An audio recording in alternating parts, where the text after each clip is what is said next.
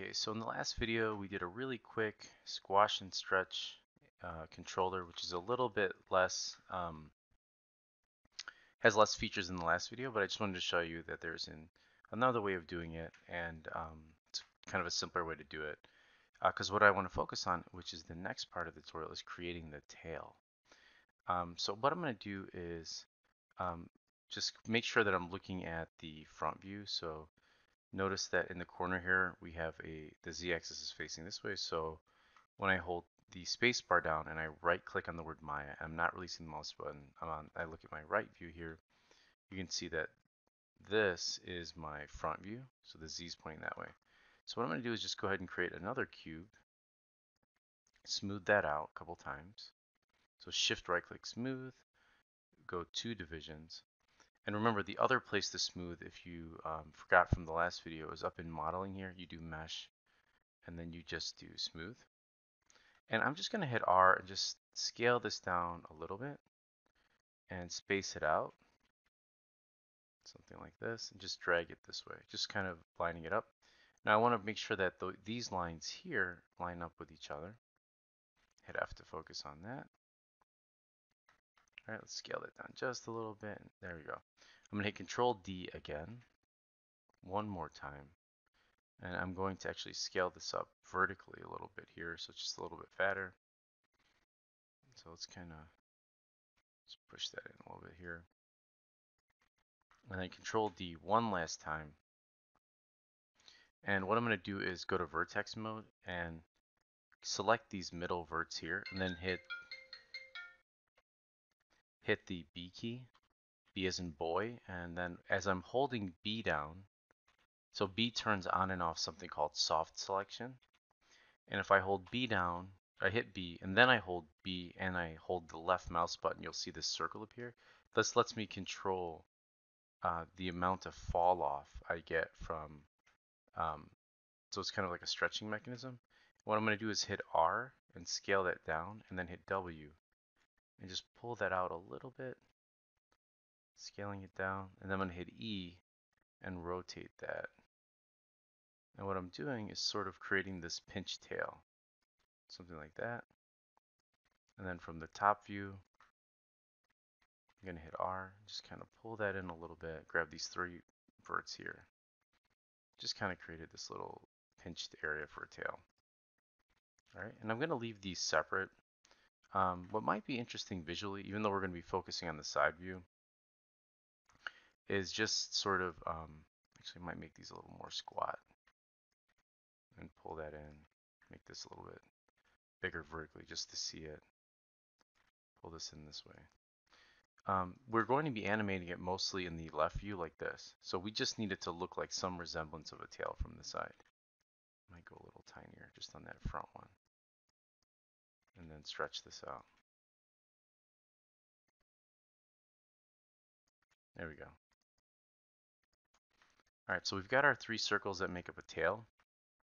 And remember, this has to be on X-ray mode in order for us to see our joints. So with these 3 selected, I'm going to do Edit, Delete by Type History, Delete by Type History, and then Modify Freeze Transformation, so those are clean. Then I'm going to go up to Change to Rigging, Skeleton, Create Joints, and I'm going to create a joint here. So that's 1, 2, 3, and then 4 at the end of the tail, and then I'm going to hit Enter. And this joint here will control all the others as they move. So I'm going to hold Shift and select all of these, and then I'm going to shrink the radius down to 0.2. All right. Now the trick to skinning this in a way, so doing this so that we don't have to do a lot of skinning is this. So I'm going to select just this joint, then I'm going to hold Shift and select this sphere. And what I want to do is skin this sphere only so it only moves to this joint. So under skinning here, I'm going to go to bind skin, open this option, and not do joint hierarchy. Joint hierarchy is it'll share the weighting across all of these joints. I only want it to move or be weighted by this one joint. So I'm going to do selected joints and hit apply. And what you'll notice now is when I click on this, it only moves with that one joint. So I'm going to do the same thing to this one, hit apply, and do the same to this one, and I'm going to hit apply. And that makes rigging this much easier. See? So because I can just move these around. Now, in a more complex rig, which we'll get to in further videos or future videos, um, what happens is you would want a little bit of smushing to happen between these and all that good stuff. All right, so the next thing I want to do is this. When I move my master controller, I want that tail to follow. Well, let's go to our right view, or either view rather, and I'm going to select this joint here, which we can call tail underscore root. And I'm going to hold shift. I'm going to select this joint here, which is the big root. So I selected this one first, held shift and selected this, and I'm going to hit P to parent. Now what happens is as I move this, it moves that tail. But remember what we had before. Notice that these joints, there's no way to freeze transform. So if I go to modify freeze transform here, it's always going to remember that. So we need to create a few more NURB controllers and place 1, 2, 3 more here. So I'm going to go to show and I'm going to hide my polygons. So let's look for polygons. And then I'm going to go to perspective mode by holding spacebar, right clicking on the word mine, going up to perspective, create NURBS primitive circle. And as I rotate this, let's see, let's do X, rotate that 90 degrees. I'm going to hit R to scale that down, and then hit W and just sort of move it closer to this joint. And then in order to snap it in the middle, I'm going to hold V as in Victor. And notice, here we'll do this from the right view. If I hold V, it snaps this center of this to the center of this circle. So let's go ahead and do modify freeze transformation. And like I mentioned before, I have freeze transformation here, and I did that by going to modify, holding control and shift and adding it. So I'm going to select this, hit control D, hold V, move that there, click my freeze transformation button, control D, hold V, move it here, and we don't actually need one down here.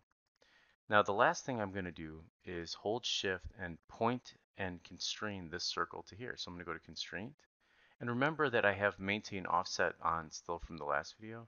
So constrain, I'm just going to click point and orient. And so now when I move this NURB circle, it moves that joint. Let's do the same here. Now I'm hitting Q to go into selection mode. Constrain, point, constrain, orient, and then constrain, point, and constrain, orient. Now watch this. If I go to move this, there's a problem. See how it stays in place? And the reason why is we point constraint this joint to this circle. So it only moves if this circle moves. So we're going to go from back here. We're going to go from back here and we're going to parent it all the way up our stack. So let's do that. So I'm going to select this one, hold shift, select that middle one, hit P. Notice now when I move this one, it moves that. I'm going to hold shift, select this one, hit P. And now when I move this, it does that. And then finally, I'm going to select this one, hold shift, and press P. Now what's cool about this, and let me unhide my polygons and let me hide my joints, is I select this, and when I hit E to rotate, notice that I can rotate these independently. Something like this. And if I select all three of these, say I don't like that pose, I can zero them out.